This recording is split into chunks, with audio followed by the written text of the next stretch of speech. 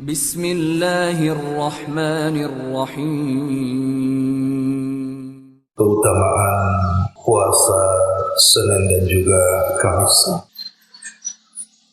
Ma'asyiral muslimin rahimani wa rahimakumullah. Kita tahu bahwa puasa sunnah dalam Islam itu cukup banyak, menunjukkan bahwa syariat puasa ini sangat penting dalam Islam. Sampai disyariatkan banyak puasa dalam Islam, terutama puasa-puasa sunnah. Di sana kita kenal ada puasa Ayyamul Bid. Al-Imam As-Suyuti rahimahullah ta'ala mengatakan bahwa manusia yang pertama berpuasa adalah Adam alaihi salatu wassalam. Dialah yang berpuasa 3 hari dalam sebulan, atau dikenal dengan Ayyamul Bid. Kemudian diteruskan oleh Nabi Nuh alaihi salatu wassalam, dan syariat ini kemudian menjadi syariat Islam. Kita kenal dengan puasa Ayyamul Bid, puasa tanggal 13, 14 dan 15 saat purnama. Tetapi Al-Imam Ibn Utsaimin rahimahullah ta'ala mengatakan bahwa puasa Ayyamul Bid tidak harus tanggal 13, 14 dan 15. Bisa dilakukan di 10 awal bulan, atau 10 tengah bulan, atau 10 akhir bulan. Dan tidak harus berturut-turut. Bisa umpamanya di awal bulan 1 kali, di pertengahan bulan 1 kali, di akhir bulan 1 kali. Walaupun afdalnya adalah tanggal 13, 14 dan 15. Maka disebut Ayyamul Bid. Bid itu artinya putih bersih karena ketika itu terjadi purnama. Dan di antara faedah yang disebutkan para ulama, karena biasanya pertengahan bulan pasang surut air lautan itu ada erat kaitan dengan purnama, dan itu mempengaruhi kejiwaan manusia. Makanya di pertengahan bulan itu kadang-kadang ada orang yang beremosi, lebih marah, lebih sedih, lebih dan begitu seterusnya. Kenapa demikian? Ketika para ulama mentafsirkan ayat min syarri ghasikin idza waqab, kita berlindung dari keburukan apabila malam sudah menutup. Nabi SAW mengatakan kepada Aisyah Ummul Mukminin radhiyallahu anha, ista'idhi bil qamar, berlindunglah dari purnama. Kenapa demikian? Karena kejahatan syaitan menguat di pertengahan bulan. Makanya disyariatkan 2 untuk melemahkan kekuatan syaitan. Pertama, bekam disyariatkan di pertengahan bulan. Dan yang kedua, puasa Ayyamul Bid. Karena syaitan itu masuk ke tubuh manusia, yajri majra dam ibni Adam. Dia masuk dari jalan darah manusia, sehingga dengan puasa itu melemahkan, dan dengan berbekam juga melemahkan. Intinya bahwa di sana ada puasa Ayyamul Bid yang banyak keistimewaan. Dan ini puasa yang paling ringan, karena sebulan dilakukan 3 kali saja. Kemudian di atas puasa Ayyamul Bid ada namanya puasa Senin Kamis yang kita akan bahas nanti. Tentu karena banyak keistimewaan puasa Senin Kamis.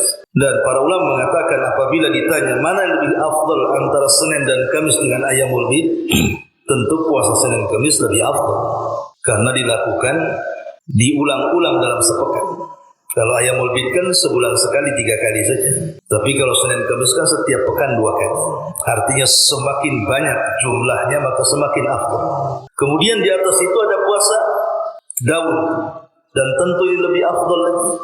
Sebagaimana hadis yang ma'ruf Abdullah ibn Amr ibn As radhiyallahu anhu ketika bertanya kepada Nabi SAW soal puasa, maka Rasul mengatakan berpuasalah dalam sebulan 3 kali. Kata Abdullah ibn Amr bin As, aku sanggup kurang dari itu. Kata Nabi SAW, kalau begitu berpuasa dalam sepekan 2 kali.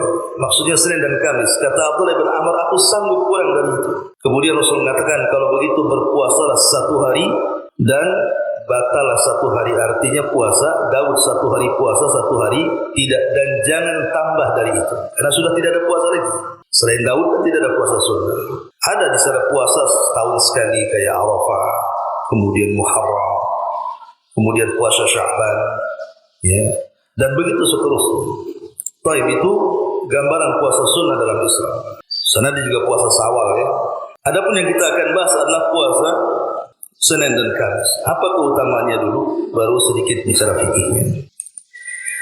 Ma'asyiral muslimin yang dimuliakan Allah Subhanahu wa taala. Bicara soal puasa Senin dan Kamis. Pertama keistimewaannya adalah al-a'mal tu'radu 'ala Allah azza wa jal yaumal itsnaini wal khamis.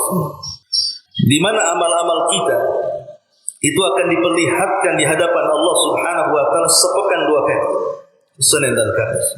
Sebenarnya amalan kita ini setiap hari ditampakkan. Setiap hari ditampakkan. Kapan itu? Di waktu fajar dan di waktu asar. Dan itu berdasarkan hadis Nabi SAW, yata'aqabuna fikumul malaikatul laili wa malaikatul nahar wa yajtami'una fi salatil asri wa salatil fajr. Jadi Allah Subhanahu wa taala menugaskan para malaikat untuk mencatat kebaikan. Ada malaikat yang bertugas mencatat di malam hari, ada malaikat yang bertugas mencatat di siang hari. Ini bukan raqib atid. Ini malaikat sayyahun yang memang mereka mencatat kebaikan saja. Dan mereka berjumpa di dua salat, salat asar dan salat fajar. Apabila mereka naik menghadap Allah Subhanahu wa taala, maka Allah mengatakan, "Ma taraktum ibadi?" Sedang apa hamba-Ku kau tinggalkan? Maka para malaikat mengatakan, "Atainahum wa hum yusallun wa taraknahum wa hum yusallun." Kami datang mereka sedang salat dan kami tinggalkan mereka sedang salat. Maknanya salat asar dan salat fajar. Itu setiap hari amalan kita diangkat. Lah ada juga pekanan setiap Senin dan Kamis. Dan itu berdasarkan hadis Abi Hurairah radhiyallahu anhu. Nabi SAW bersabda, hadis ini dikeluarkan Imam Muslim dalam sahihnya, tu'radul a'malu fi kulli yaumi khamisin wa itsnain fayaghfirullahu azza wa jalla fi dzalikal yaum likulli imri'in la yushrik billahi syai'an illa imra'an kanat bainahu wa baina akhihi syahna fayuqalu urqu hadaini hatta yastaliha urqu hadaini hatta yastaliha, kata Rasulullah. Jadi amalan-amalan kita setiap hari Kamis dan Senin itu diangkat oleh Allah. Maka Allah akan melihat amalan-amalan kita. Apabila Allah Subhanahu wa taala sudah melihat amalan kita, maka Allah akan mengampuni semua dosa-dosa kita kecuali dua manusia, kata Rasul. Pertama, orang yang tidak atau orang yang menyekutukan Allah Subhanahu wa taala, dan yang kedua orang yang dalam hatinya ada syahna, kedengkian, dendam, dengki, hasad dan juga permusuhan. Maka Allah mengatakan, lihatlah kedua orang yang bermusuhan itu. Kalau dia istalah, memang dia mau berdamai, maka angkat amalan. Kalau tidak usah diangkat amalan. Dari sini kita tahu bahwa di antara keistimewaan hari Senin dan Kamis adalah diangkatnya amal kita. Makanya dianjurkan, kata para ulama, kalau datang hari Senin dan Kamis perbanyak amal saleh. Karena itu kesempatan Allah Subhanahu wa taala melihat amal kita. Jangan lagi cerita Allah sebagai Rabb kita, Tuhan kita. Terkadang kalau kita ini bekerja di sebuah instansi, terkadang kita ini ingin ria kepada bos kita, kan begitu, supaya bos kita senang. Kita terkadang menampakkan amalan-amalan kita di hadapan bos kita. Entah tujuannya menjilat atau apa, yang jelas ada orang-orang seperti itu. Hanya untuk menyenangkan bosnya saja, kan. Lah kalau kepada makhluk, terkadang kita bisa melakukannya kepada Sang Khalik, tentunya min babil aula. Karena riya sendiri tidak boleh, kan begitu, kecuali diberikan kepada Allah Subhanahu wa taala. Ini yang pertama. Yang kedua, hirsun Nabi sallallahu alaihi wasallam, semangat Nabi sallallahu alaihi wasallam untuk melaksanakan puasa Senin Kamis ini. Artinya puasa Senin Kamis ini kalau kita lakukan dalam rangka iqtidah, ya, mencontoh Nabi. Disebutkan dalam hadis Usama ibn Zaid radhiyallahu anhu, di mana Usama ibn Zaid ini bertanya kepada Rasulullah, "Ya Rasulullah, innaka tasum hatta la takadu tuftir wa tuftir hatta la takad an tasum illa yawmaini in dakhala fi siyamika wa illa sumtahuma." Qala ayyu yawmain? Qultu yawmul itsnain wa yawmul khamis.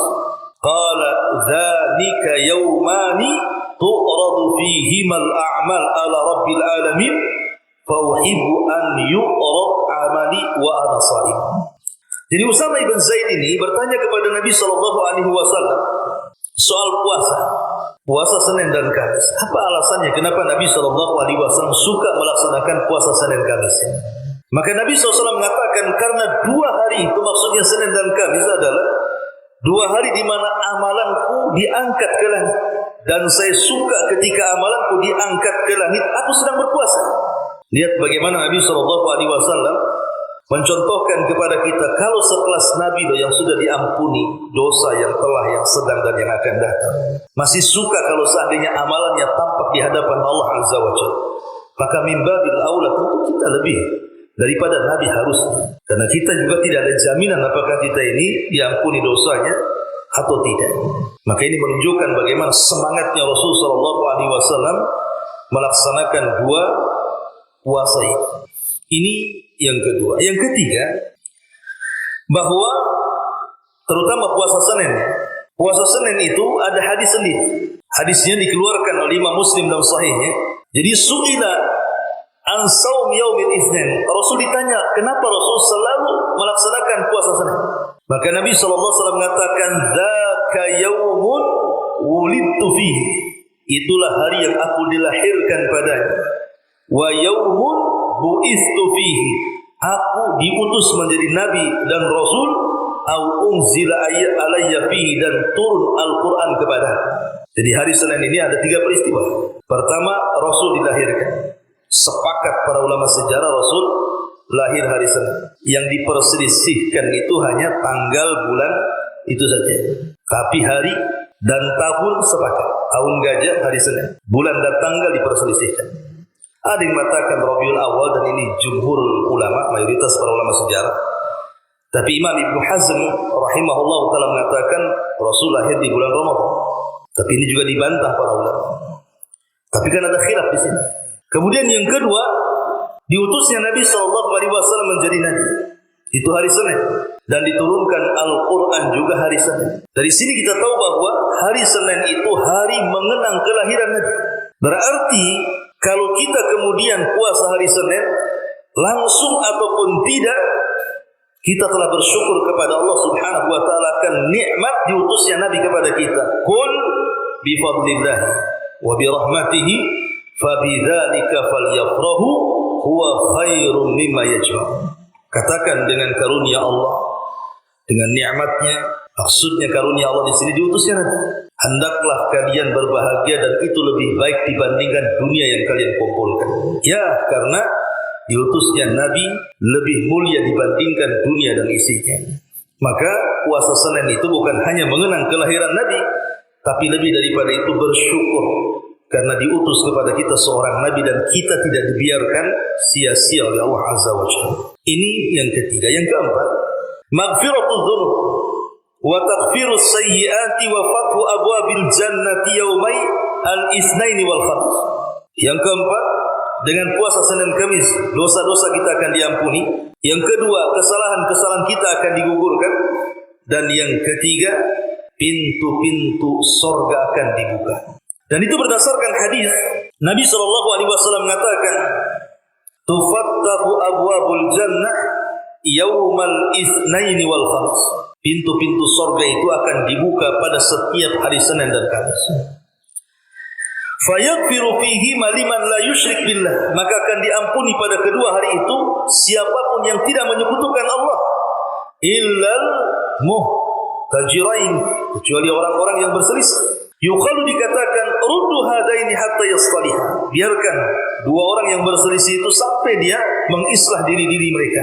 Dan riwayat yang lain, inna yaumal itsnaini wal khamis yaghfirullahu fihi likulli muslimin illa muhtajiraini yaqulu da'um hatta yastaliha. Hari Senin dan Kamis Allah akan ampuni setiap muslim kecuali orang yang berselisih. Dikatakan kepada orang berselisih, tinggalkan keduanya sampai keduanya mau berdamai. Dari sini kita tahu bahwa ada keutamaan besar pada hari Senin dan Kamis. Salah satunya apa?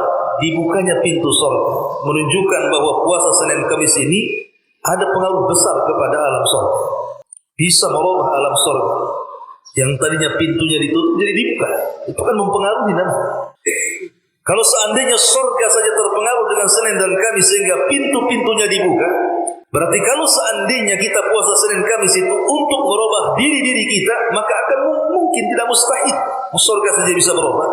Apalagi kita dengan cara berpuasa Senin dan Kamis. Lebih daripada itu, dosa-dosa kita akan diampuni, kesalahan kita akan dihapus, dan pintu-pintu surga akan dibuka. Maknanya doa-doa kita akan mudah dikabulkan. Ma'asyiral muslimin wal muslimat rahimani wa rahimakumullah. Ini keutamaan secara umum, secara khusus puasa Senin dan Kamis. Adapun keutamaan secara umum, pertama taqwallah azza wa jalla. Bahwa faedah puasa apa saja. Bukan hanya sekedar puasa Ramadan, puasa Senin Kamis, puasa Daud, puasa Syawal, puasa Sya'ban, puasa Ayyamul Bid, puasa Daud dan yang lainnya. Itu semuanya adalah faedahnya takwa. Ada alasan kenapa para ulama ketika bicara soal puasa, urutan pertama bahwa di antara faedah puasa itu adalah takwa. Pertama, karena puasa itu sirrun bainana wa baina rabbina. Dia ibadah yang sifatnya rahasia antara kita dengan Allah Azza wa Jalla. Semua ibadah memungkinkan terbuka pintu riya. Kenapa? Karena tanpa. Antum sholat tanpa, mulai takbiratul ihram sampai salam. Antum sedekah tanpa bawa harta. Apalagi haji, tanpa kan? Apalagi sampai selfie, makin tanpa lagi kan begitu. Semua ibadah itu memungkinkan riya, kecuali puasa. Mau riya dengan yang mana puasa itu dan bagaimana cara riyanya? Kecuali kalau dia bicara saya sedang puasa. Kalau dia tidak bicara saya sedang berpuasa, tidak tahu apakah dia puasa atau tidak. Namanya Senin dan Kamis. Antum berkumpul 3 orang, 4 orang. Kita tidak tahu yang satu puasa, yang satu tidak. Makanya dahulu ulama salaf, ada yang satu keluarga itu tidak tahu bahwa suaminya berpuasa. Jadi kalau pagi, alasan kepada keluarganya dia minta bekal. Kemudian bekal itu di tengah jalan disedekahkan.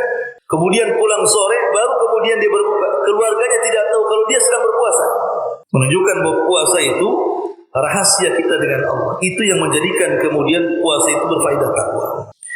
Yang kedua, dari sini kita tahu juga bahwa satu-satunya ibadah yang dekat dengan keikhlasan kepada Allah Azza wa Jalla adalah puasa. Satu-satunya ibadah yang mendekati keikhlasan kita kepada Allah adalah puasa. Karena tadi rahasia antara kita dengan Allah kan? Sementara ikhlas itu artinya beribadah hanya semata-mata karena Allah, bukan karena yang lain. Kemudian yang ketiga, karena satu-satunya ibadah yang panjang waktunya itu puasa. Kalau sholat itu kan bisa disetting kan. Antum bisa 10 menit dengan An-Naba, bisa 5 menit dengan Al-Fil kan gitu. Tergantung surat yang antum baca. Lebih pendek lagi, Inna bagi 2 gitu. Lebih pendek lagi kan gitu. Artinya kalau sholat kan bisa disetting. Panjang pendeknya itu tergantung kita. Begitu juga orang bersedekah bisa disetting kan. Antum bisa kasih banyak, bisa kasih sedikit, tergantung kita. Lah kalau puasa macam mana nyetingnya? Antum puasa seluhur, seazhar, kan mustahil. Ya, tetap harus dihabiskanlah sampai terbenam matahari. Sehingga puasa ini banyak ijtihad, banyak kesungguhan yang harus kita lakukan, menahan lapar, dahaga, syahwat, macam-macam. Belum pandangan, telinga, akal dan yang lainnya. Sehingga dari sinilah maka orang yang berpuasa lebih dekat kepada takwa dibandingkan ibadah yang lainnya. Makanya wajar kalau Allah Subhanahu wa taala mengatakan, ya ayyuhalladzina amanu kutiba alaikumusiyam kama kutiba alal ladzina min qablikum la'allakum tattaqun. Kata Imam Abdurrahman As-Sa'di rahimahullah taala dalam kitab tafsir Kalimur Rahman, dia mengatakan, lihat bagaimana Allah menutup ayat saum dengan takwa. Allah tidak katakan faedah puasa itu agar kalian lapar, agar kalian haus, agar kalian merasakan orang-orang yang kelaparan dan kehausan. Bukan itu. Tetapi faedah puasa adalah la'allakum tattaqun, agar kalian bertakwa. Dan Rasul mengatakan at-taqwa hahuna, takwa itu di sini, ya, maksudnya dalam hati. Ini yang pertama. Yang kedua, di antara faedah puasa adalah al-iffatu wat-taharatu. Bisa menjaga diri dari kehormatan kita dan juga taharatul qalbi. Hati kita akan tenang. Al-iffah itu artinya menjaga kehormatan. Ketika Nabi SAW bicara menasihati anak-anak muda, apa kata Rasul? Ya ma'syaras sabab man istata'a minkumul ba' falyatazawwaj fa innahu aghaddu lil basari wa ahsanu lil faraj. Wahai anak-anak muda, kalau sanggup menikah, karena itu lebih bisa menundukkan pandangan dan menjaga kemaluan.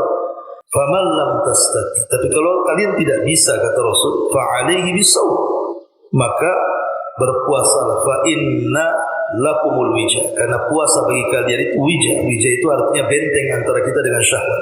Dari sini kita tahu bahwa faedah puasa itu adalah iffah, mendatangkan, mampu menjaga kehormatan kita untuk terjerumus kepada syahwat. Kemudian lebih daripada itu, wat-taharah, kata ulama, bisa membersihkan hati. Puasa itu bisa membersihkan hati. Karena Rasulullah SAW mengatakan apa? Ketika bicara puasa Ramadan, fa in sabbahu ahadun aw qatalahu apabila ada seseorang hendak mengajak bertengkar dengan kita ataupun mengajak berkelahi, faqulu mri'in sha'im, katakan saya sedang berpuasa. Jadi kalau istri antum udah mulai nyulut-nyulut gitu kan, malas lagi puasa gitu maksudnya. Itu dengan istri, dengan tetangga gitu juga.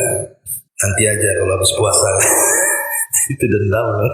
Artinya bahwa kita disuruh mengatakan saya sedang berpuasa itu bukan riya. Ingat ya, ini bukan riya. Seolah-olah kan kesannya riya. Saya lagi puasa nih. Bukan kesannya riya kan? Ini bukan riya. Supaya dia tahu bahwa kita sedang ibadah, jangan diganggu.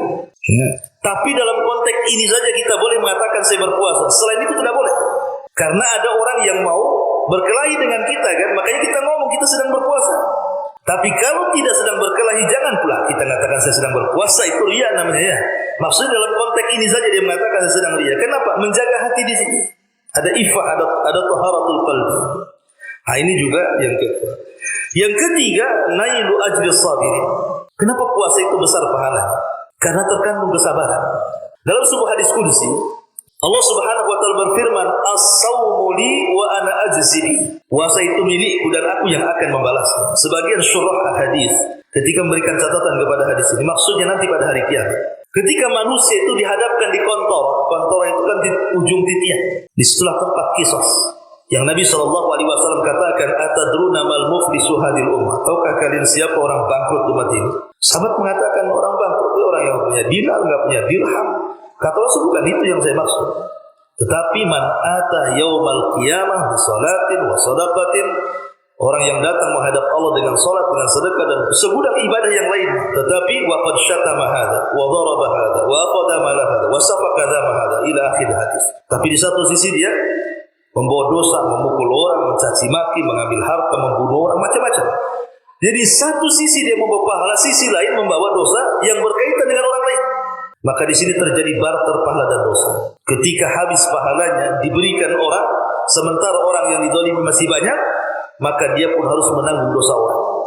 Ketika dia sudah merasa bangkrut, sudah tidak ada lagi pahala, yang ada dosa lain pula, dosa orang ditanggung dia. Dia sudah kecewa, artinya sudah down duluan. Wah, saya pasti masuk neraka nih. Ya. Maka ketika itu Allah Subhanahu wa taala datang dan menolong dia dengan menampakkan pahala puasanya. Bahwa engkau masih punya kebaikan, engkau ditolong, engkau tertolong, dan engkau ada kesempatan masuk surga. Disinilah makna hadis as-saumu li wa ana azzibi. Puasa itu untukku, aku yang akan membalas. Itu sebagian syurah mengatakan seperti itu. Tapi yang jelas bahwa bagaimana puasa itu memiliki pahala yang luar biasa, karena di dalamnya ada kesabaran. Dan Allah katakan, innama yuwaffas sabiruna ajrahum bighairi hisab. Pahala orang sabar itu tanpa hisab, tanpa batas. Karena sabar juga tanpa batas. Ya, ada orang mengatakan, ya sabar itu ada batasnya. Sebenarnya sabar nggak ada batasnya. Yang membatasi sabar ada batas kan antum. Kan gitu ya. Aduh, nanti caci maki nggak bisa juga, lama-lama tak sabar juga saya. Sabar itu ada batasnya juga. Iya, kita yang mengatakan ada batasnya. Tapi Islam itu tidak mengatakan sabar itu ada batasnya, karena pahalanya juga tanpa batas. Sabar itu tidak ada batas. Kita disuruh terus bersabar. Nah, puasa ini terkandung ibadah sabar. Ketika para ulama tafsir mentafsirkan wasta'inu bis sabri was salat, mintalah pertolongan dengan sabar dan salat, artinya bis saumi was salati. Mintalah pertolongan dengan puasa yang melahirkan kesabaran dan dengan salat yang melahirkan syukur. Karena dua sifat sabar dan syukur ini yang banyak memasukkan orang ke surga. Taib, ini yang ketiga. Kemudian yang keempat, himayatul insan minal amrad. Ini sudah ma'ruf ya. Dunia kedokteran juga sudah jelas merekomendasikan bahwa puasa itu salah satu yang bisa menjaga kita dari berbagai macam penyakit. Macam-macam penyakit hilang dengan puasa. Adapun secara umum lagi di antara faedah puasa adalah puasa ini bisa membentengi kita dari neraka. Bahkan kita bisa dijauhkan dari api neraka itu perjalanan 70 tahun. Kata Nabi SAW, man shama yawman fi sabilillah ba'adallahu wajhahu anin nari sab'ina kharifah.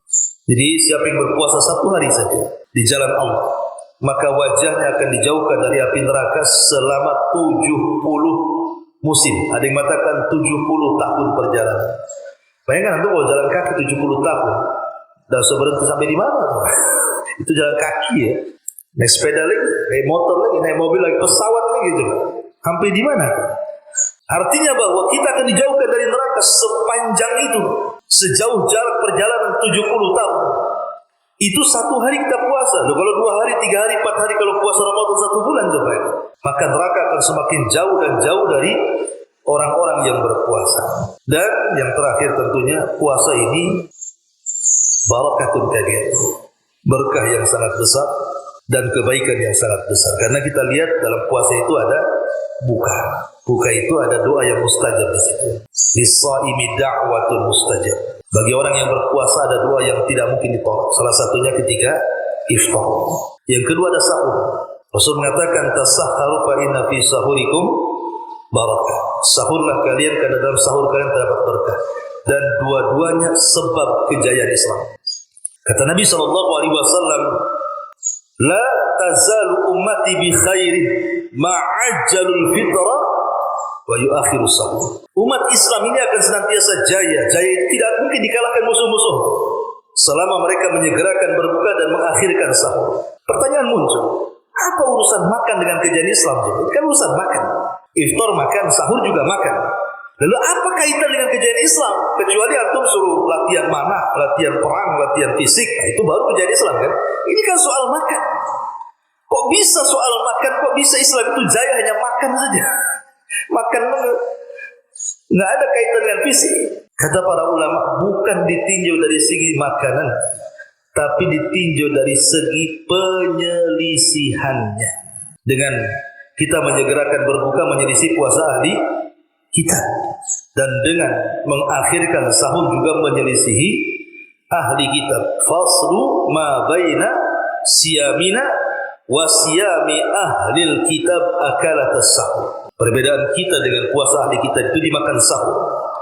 Maka setiap penyelisihan kita umat Islam dengan orang-orang kafir, disitulah bentuk kejayaan.